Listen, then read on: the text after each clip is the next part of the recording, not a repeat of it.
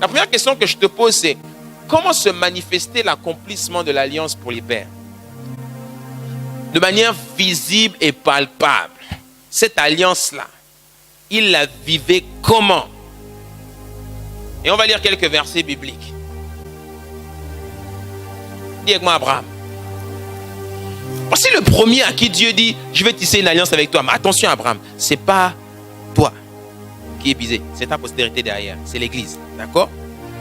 Mais on va leur donner un petit aperçu de ce que je prépare pour eux. Est-ce que tu es prêt à jouer le jeu? Tu signes le contrat? Je signe le contrat. Ok, on y va.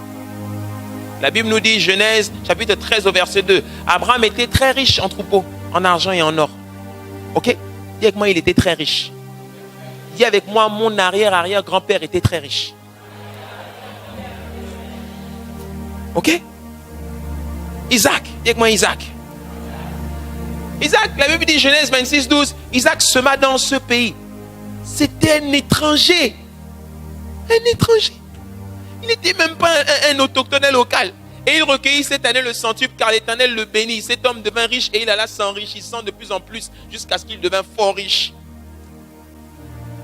Je vais t'expliquer ce qui se passe ici là. Jacob, dis moi Jacob. Jacob, la Bible dit Genèse 30 au verset 43. Cet homme devint de plus en plus riche. Il eut du menu bétail en abondance, des servantes et des serviteurs, des chameaux et des ânes. Voici 3 gars, 3 pères avec qui Dieu fait l'alliance. Et Dieu leur dit, jouez le jeu. Parce que moi, je suis en train d'écrire un livre qu'ils vont appeler la Bible. Mais c'est la constitution du royaume. Comme on a besoin de rédiger notre constitution au ciel, il faut qu'on ait des acteurs. Ok, jouez les acteurs. On vous donne les moyens, on vous donne l'argent, on vous donne, et puis jouez les acteurs. Jouez les riches. Ils sont riches. Vos pères, les pères de l'église, les fondements de votre foi, c'était des richissimes. C'était des gens riches. Si quelqu'un vient vous embrouiller avec la prospérité, tu ouvres la Bible, note bien les références et tu lui montres ça. Bon, si c'est un témoin de Jéhovah qui vient te dire, oh la prospérité, écoutez, venez, asseyez-vous. Mon pasteur m'enseigne bien à la maison du baptiste, asseyez-vous ici là. Expliquez-moi ce verset. Abraham était très riche. Ah, mais c'est l'Ancien Testament, on n'a plus le droit d'être riche. Pourquoi? Dites-moi pourquoi on n'a plus le droit d'être riche. Ah, mais c'est la cupidité. Ah bon? Donc ils étaient cupides? Ils étaient cupides? Non. Ils n'étaient pas cupides, ils étaient riches. Oui, il était de plus en plus riche. Lui, il devint fort riche. Tu peux m'expliquer la signification de fort riche? Non, il n'est pas juste riche, il est fort riche. C'est-à-dire qu'il est lourd, papa. Il pèse sérieusement. Il est tout. Ça, ce sont nos pères. Pourquoi tu as un problème avec ça? Pourquoi? Donc, la manifestation de l'alliance de Dieu, elle se manifestait au travers de leur richesse. Voilà la réponse à la question. Comment se manifestait l'alliance que Dieu tissait avec eux? Elle se manifestait quand on voyait de manière visible le changement de leur vie. Non seulement on voyait que leur foi était passée à un autre niveau, mais ça reste l'aspect spirituel. Malheureusement, beaucoup de chrétiens se limitent à ça. Mais il y avait aussi l'aspect naturel. Et l'aspect naturel de la chose, c'était l'argent. Il fallait qu'on voie l'argent. Parce que Dieu, il baigne dans l'argent. Dieu, ce n'est pas un pauvre. Hein? Mais qui vous a appris que Dieu était pauvre? Je ne comprends pas. Qui vous a appris que Jésus était pauvre? Vous avez trop regardé les films de Marco Scorsese ou je ne sais pas où on voit Jésus avec les vieux boubous déchirés, les vieux manches pour faire guérir les malades. Jésus n'était pas comme ça, Joe. Jésus était propre sur lui. Le roi, dis-moi le roi. Non, mais c'est vrai. Qui a fait ces films-là? C'est des païens.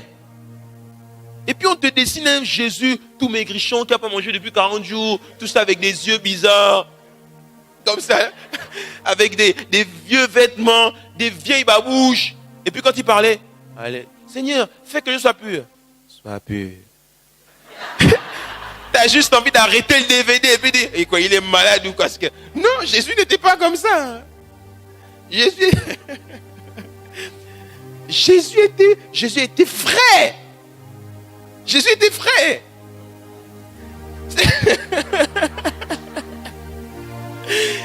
Jésus était frais. Tu as déjà vu un gars riche?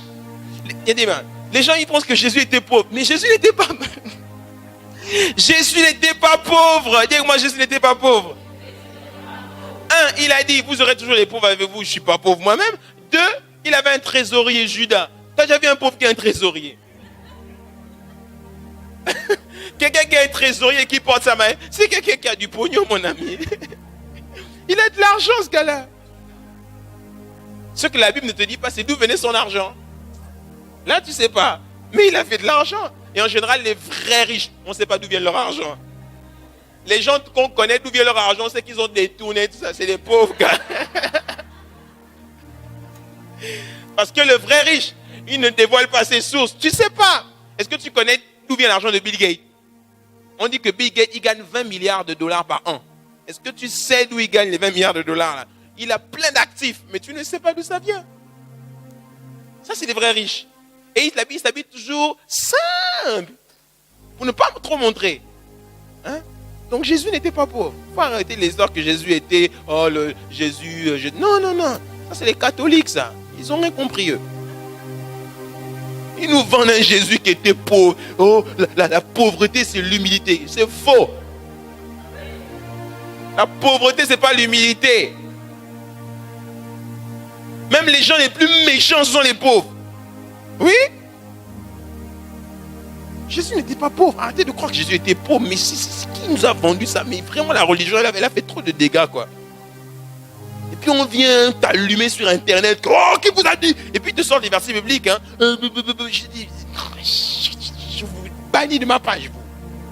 C'est bien rien compris. Alléluia. La deuxième question que je te pose, c'est comment Dieu active-t-il l'accomplissement de l'alliance pour son peuple? Dieu leur dit, je vais te bénir, d'accord? Je vais te rendre grand. Ok, Église? Vous, les pères de l'Église plutôt. Je vais vous rendre grand. Eux, ils demandent comment? Eh bien, tu vas te rendre compte que Dieu a une drôle de manière de les enrichir.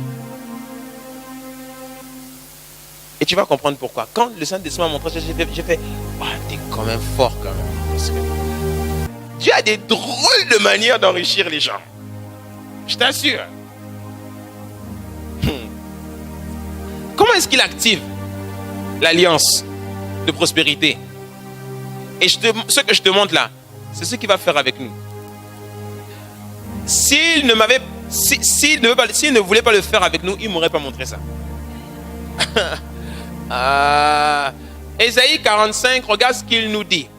D'abord, le prophète, il prophétise. Parce que le prophète avait compris le système.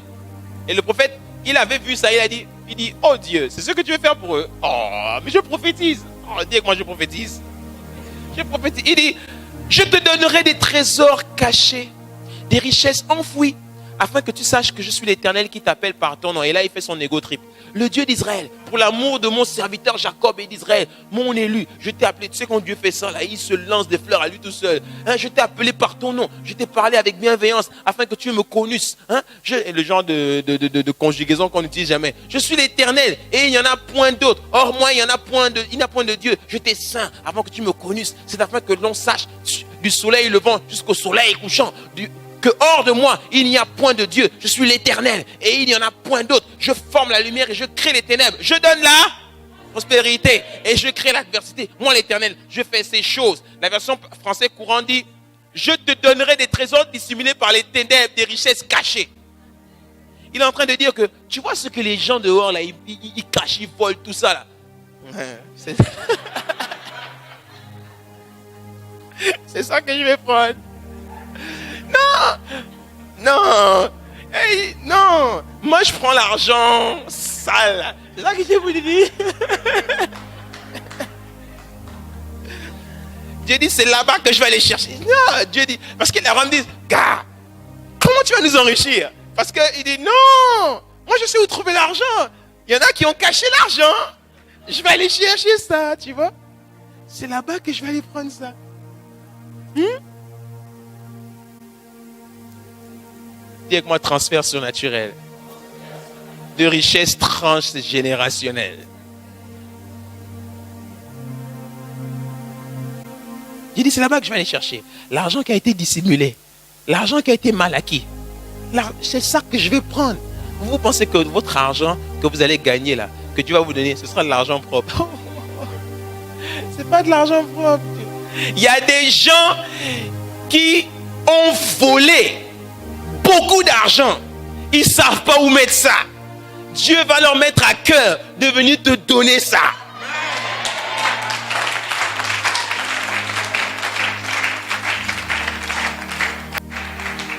Tu es le moyen le plus sophistiqué pour Dieu pour blanchir de l'argent. Il va prendre l'argent des méchants et c'est ce qu'il va venir te donner. Dis avec moi, transfert surnaturel. Nos pères, c'est ce qu'ils ont expérimenté. Abraham était très riche. Il était très riche comment? Genèse 12, verset 13. Les grands de Pharaon la virent en parlant de Sarah. Aussi, et l'inventaire à Pharaon et la femme fut emmenée dans la maison de Pharaon. Il traita bien Abraham à cause d'elle. Et Abraham reçut des brebis, des bœufs, des ânes, des serviteurs et des servantes, des ânesses et des chameaux. Et là, il lui dit, pourquoi ne m'as-tu pas déclaré que c'était ta femme? Pourquoi as-tu dit, c'est ma soeur? Aussi, je l'ai prise pour ma femme. Maintenant, dis avec moi maintenant. Pharaon lui dit, voici ta femme, prends-la et va-t'en. Et Pharaon donna ordre. Dis avec moi, il a donné un ordre à ces gens de le renvoyer, lui et sa femme, avec tout ce qui lui appartenait. Et au verset 13, ce qu'on a lu tout à l'heure, chapitre 13 au verset 1, Abraham remonta d'Égypte vers le midi, lui et sa femme, et tout ce qui lui appartenait avec lui. Abraham était très riche en troupeaux. Dieu est parti prendre l'argent sale. C'est ce qu'il est venu lui donner. L'argent des païens. Dieu dit, c'est ça que je prends pour t'enrichir. Voici le premier transfert de richesse qui a eu lieu dans l'histoire de l'humanité. Dis avec moi, transfert surnaturel de richesse. La maison du bâtisseur, je suis en train de vous dire que Dieu s'apprête à opérer des transferts de richesse entre vos mains. Préparez-vous. Vous aussi qui écoutez sur Internet, vous allez avoir des transferts de richesse. Sérieusement. C'est ce que le temps est venu. L'église est restée trop longtemps derrière. Il y a un réveil spirituel qui est en train de se préparer là. Et ce réveil spirituel là, Dieu va nous enrichir. Et où est-ce qu'il va aller prendre l'argent? Il va aller prendre ça chez ceux qu'on doit même évangéliser.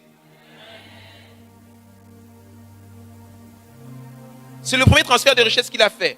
Le deuxième transfert de richesse dont je veux vous parler, voici encore un autre exemple. Isaac, on l'a vu tout à l'heure. Isaac, il a semé dans le pays. D'accord? Genèse 26, 12. Et là, il dit que cet homme devint riche et il alla s'enrichissant de plus en plus jusqu'à ce qu'il devint fort riche. Mais là, j'attire ton attention, pas sur ça. Regarde ce qui est écrit après. Il avait des troupeaux, des menus bétail et des troupeaux de gros bétail et un grand nombre de serviteurs. Aussi, les Philistins lui portèrent envie. Tous les puits qu'il avait creusés, que ses serviteurs avaient creusés, tous les puits qu'avaient creusés les serviteurs de son père, du temps d'Abraham, son père. Les Philistins les comblèrent et les remplirent de poussière. Et Abimelech dit à Isaac, va-t'en de chez nous, car tu es beaucoup plus puissant que nous. Isaac partit de là et campa dans la vallée de Guérar où il s'établit. Isaac creusa de nouveau les puits d'eau et qu'on avait creusé du temps d'Abraham, son père, et qu'avaient comblé les Philistins après la mort d'Abraham. Et il leur donna les mêmes noms que son père leur avait donnés. Les serviteurs d'Isaac creusèrent encore dans la vallée et ils y trouvèrent un puits d'eau vive. Les bergers de Guérar querellèrent les bergers d'Isaac en disant, l'eau est à nous. Regarde, pourquoi les gars ils lui font les problèmes? Parce que tu es étranger. Tu ne peux pas venir chez nous et t'enrichir avec notre eau. C'est juste pas normal. Et en fait, les gars se rendent compte que mais ton Dieu là, il est en train de nous dépouiller. Tu es en train de prendre nos richesses et tu es en train de t'enrichir avec nos richesses. Je vous ai dit que vous n'êtes pas de ce monde, non? Dieu va prendre les richesses. Parce que vous êtes étrangers ici. Il va prendre les richesses de ce monde. Plus loin, il appela le puits pour lequel on ne lui avait plus fait de problème. Il l'appela Rehoboth. Car dit-il, l'Éternel nous a maintenant mis au large et nous prospérerons dans le pays. Les gars lui ont fait des problèmes. Parce que tout simplement, et il était obligé de partir. Parce que tout simplement, Dieu était en train de prendre leur argent leur richesse pour les donner à Isaac. Et ils avaient vu ça. Dis avec moi, transfert de richesse. Jacob qu'on a lu tout à l'heure, notre ami Jacob, cet homme devint de plus en plus riche et il eut du menu bétail en abondance. Genèse 30 au verset 43, des servantes et des serviteurs, des chameaux et des ânes. Mais c'est pas là que j'attire ton attention. Là où j'attire ton attention, c'est Genèse 31 au verset 1. Jacob entendit les propos des fils de Laban qui disaient, regarde ce qu'il disait. Jacob a pris tout ce qui était à notre père. Et c'est avec le bien de notre père qu'il s'est acquis toutes ses richesses. Jacob remarqua aussi le visage de Laban et voici, il n'était plus envers lui comme auparavant. Sache que quand le transfert va commencer à se faire, les gens vont commencer à te haïr. Les gens vont dire, le gars là, il s'enrichit trop bizarrement. Il s'enrichit alors là où nous, on est censé s'enrichir. Alléluia. Et ensuite, l'Éternel lui dit, retourne au pays de tes pères et dans ton lieu de naissance et je serai avec toi. Transfert de richesse surnaturelle. Dis avec moi, transfert de richesse. Ouais. En voici encore un autre. Joseph. Genèse chapitre 41 verset 44. La Bible nous dit, je t'établis. Ça c'est un puissant transfert de richesse. Un gars qui était esclave. Je t'établis sur ma maison et tout mon peuple obéira à tes ordres. Le trône seul m'élèvera au-dessus de toi. Pharaon dit à Joseph, voici je te donne le commandement de tout le pays d'Égypte. En d'autres mots, je te donne le commandement de mon économie. Je te donne le commandement de tout l'argent du pays. Les hommes comme les femmes, tout. Je mets tout entre tes mains. Toi, tu es là assis à l'église, tu pries Dieu. Tu es là, tu travailles fidèlement tous les jours, tu vas au boulot. Et puis un jour, on te nomme. Boum, on te nomme. Tu dis simple nomination, on m'a nommé un poste de DG ou de je sais pas quoi. Sauf que quand on te nomme, on vient mettre entre tes mains un sérieux budget. Le budget là vient d'où? Le budget là, mon ami, arrête de dire que c'est juste pour le boulot. C'est pour toi. Oh. C'est pour toi. Moi, je connais un DG. On l'a nommé. Quand on l'a nommé, il fait très bien son travail. Ok? Rassure-toi, il n'est pas gabonais. Il ne va pas chercher loin. Il n'est pas gabonais. On met entre ses mains 30 milliards de budget. 30 milliards de budget. Il travaille très bien. Il a les félicitations de tout le monde. Ok? Au bout d'un moment, il a dit, bon, au bout d'un moment, il faut quand même que je me fasse plaisir. Hein, parce que je travaille trop et Dieu lui a dit, l'argent là, c'est pour toi. Moi aussi. Non, légalement. Oh, légalement. Il ne faut pas aller commencer à dire qu'on encourage maintenant à prendre l'argent. Hein? Et il s'est fait plaisir. Il a changé son mode de vie. Il s'est acheté une nouvelle voiture. Il a pu mettre sa famille à l'aise, etc. Transfert de richesse. Et en plus, il prend maintenant l'argent dont il a droit et il finance l'évangile. Avec ça. Transfert de richesse. Et en fait, c'était pour ça que Dieu l'avait mis là. Parce qu'aujourd'hui, ce qu'il arrive à faire avec l'argent, ça fait trop de bien à l'église. Alléluia. Voici encore un autre exemple. Alors eux, c'est le plus grand hold-up de toute l'histoire de l'humanité. Dis avec moi les Juifs. Exode chapitre 12 au verset 29. Il est écrit, au milieu de la nuit, l'Éternel frappa tous les premiers-nés dans le pays d'Égypte, depuis le premier-né de Pharaon assis sur son trône jusqu'au premier-né du captif dans sa prison, et jusqu'à tous les premiers-nés des animaux. Pharaon se leva de nuit, le gars qui les oppressait.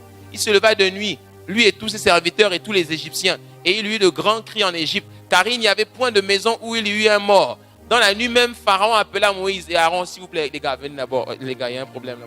Tous les premiers-nés, non les gars, vous n'êtes pas sérieux. Et leur dit, levez-vous, sortez du milieu de mon peuple, vous et les enfants d'Israël. Regarde ce qu'il dit, j'aime trop la phrase là. Allez, servez l'Éternel votre Dieu, comme vous l'avez dit. Prenez vos brebis, vos bœufs, comme vous l'avez dit aussi. Allez, il rajoute la phrase, s'il vous plaît, bénissez-moi quand même, parce que il dit, allez et bénissez-moi. Les Égyptiens pressaient le peuple et avaient hâte de le renvoyer du pays, car ils disaient, nous périrons tous. Le peuple emporta sa patte avant qu'elle fût levée. Ils enveloppèrent les pétrins dans leurs vêtements et les mirent sur leurs épaules. Les enfants d'Israël, écoute bien, ils avaient dit, qu'est-ce que Moïse leur avait dit? Moïse leur avait dit, et ils demandèrent aux Égyptiens des vases d'argent, des vases d'or, des vêtements. L'Éternel fit trouver grâce au peuple aux yeux des Égyptiens qui se rendirent à leur demande. Attends, stop. Le Saint-Esprit dit, les gars, vous avez tellement pris, que moi je suis le Saint-Esprit, je ne peux pas juste dire vous êtes sortis avec de l'argent. Je suis obligé d'écrire vous avez dépouillé les gars. Vous avez dépouillé les gars. Vous les avez dépouillés. Et ils dépouillèrent les Égyptiens. Les gars étaient esclaves. En 24 heures. Et regardez ce qui est écrit. Ils firent ce que... Voici le coupable, Moïse. C'est lui qui a dit, les gars, avant de partir là, demandez, vous prenez tout, les gars. On les finit une bonne fois. 430 ans d'esclavage, on les dépouille. On les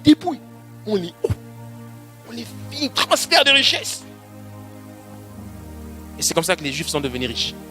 Ça a commencé là. Alléluia. Allez, j'atterris, c'est l'heure.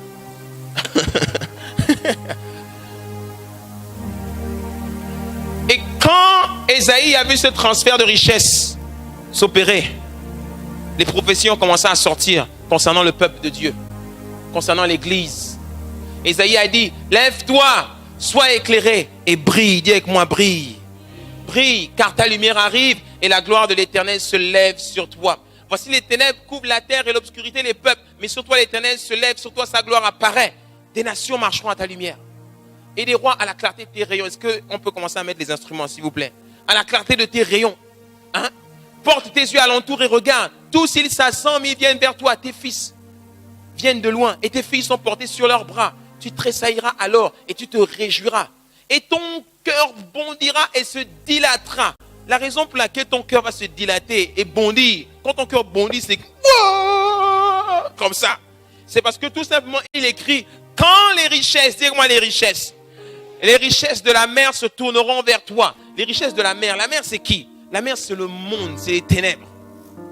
Ils se tourneront vers toi. Quand les trésors des nations viendront à toi, tu seras couverte d'une foule de chameaux, de dromadaires de Madian et d'Épha. Ils viendront tous de Séba, ils porteront de l'or et de l'encens. Ils publieront les louanges de l'Éternel. Les troupeaux de Kédar se réuniront chez toi. Les béliers de Nébajot seront à ton service. Ils monteront sur mon autel et me seront agréables et je glorifierai la maison de ma gloire. J'aime trop ce passage. Les fils de l'étranger, ils rebâtiront tes murs. Tous les gens qui sont dans le secteur du bâtiment, tous les étrangers qui sont dans le bâtiment, c'est eux qui construiront ta maison. Oui, c'est eux. Et leurs rois seront les serviteurs, car je t'ai frappé dans ma colère, mais dans ma miséricorde, j'ai eu pitié de toi. Tes portes seront toujours ouvertes. Elles ne seront fermées ni jour ni nuit, afin de laisser entrer chez toi les trésors des nations et leurs rois avec leur suite. Alléluia. Ça, c'est la prophétie que tu dois imprimer et garder, parce que c'est ce qui va t'arriver. Et Dieu, il a gardé les richesses tranquillement au chaud. Et il attend le bon moment. Le bon moment.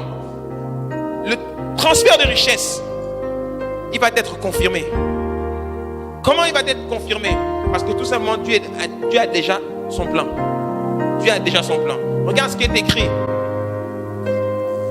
Proverbe chapitre 13 au verset 22. L'homme de bien pour héritier les enfants de ses enfants. Mais les richesses de qui?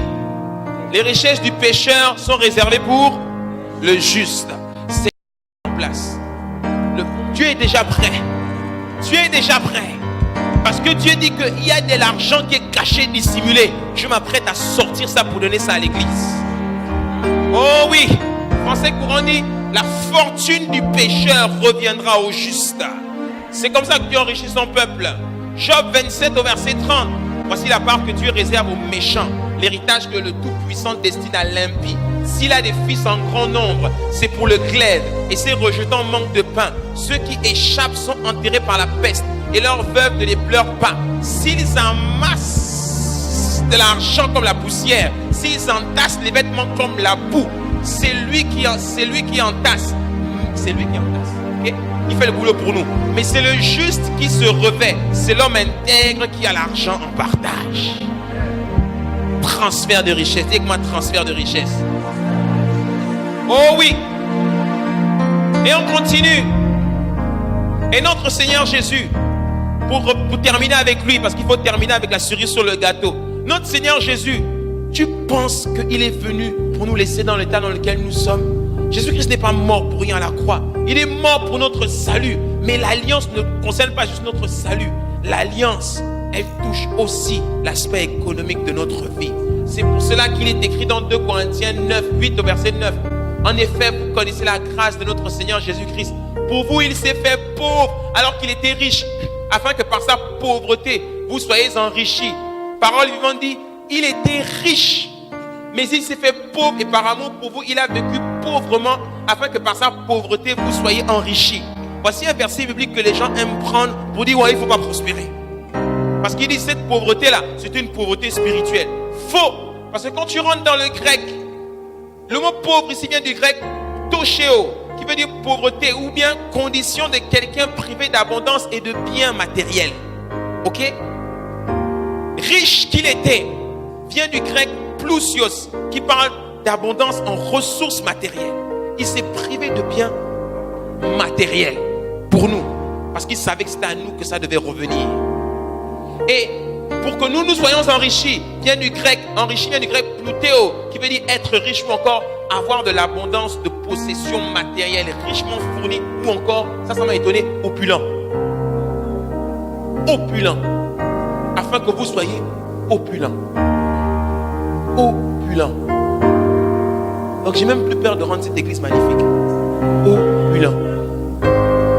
Faut qu'on sente les senteurs, faut que ce soit frais, faut qu'il y ait tapis rouge, faut que les gens sentent l'excellence, faut que j'en ai. Ça sent la richesse.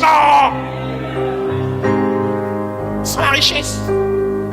Faut qu'on sente la richesse. Alléluia. Voilà pourquoi je rends gloire à notre Seigneur Jésus-Christ. Est-ce qu'on peut acclamer le Seigneur bien fort? Makataye. Ta grâce brille sur moi, brille sur moi, brille sur moi, c'est ta grâce. Il y a un transfert de richesse qui est sur le point d'être fait. Dieu s'apprête à aller chercher pour venir le mettre entre les mains de personnes qui sauront comment l'utiliser. Car il y a trop d'âmes qui se perdent. Il est temps que l'Église prenne conscience de sa véritable identité. Car nos pères avaient compris l'alliance. C'était une alliance de prospérité. Dieu veut nous rendre riches pour sa gloire. Nous ne serons pas riches pour nous-mêmes. Nous venons et nous partirons. Nous mourrons un jour et nous n'emporterons rien sur la terre. Tout restera sur la terre. Mais Dieu veut nous donner les moyens de pouvoir étendre l'évangile le plus loin possible. Voilà pourquoi il va nous donner les moyens. Et nous te bénissons, Père, d'avoir compris l'alliance. Alors ouvre les écluses des cieux.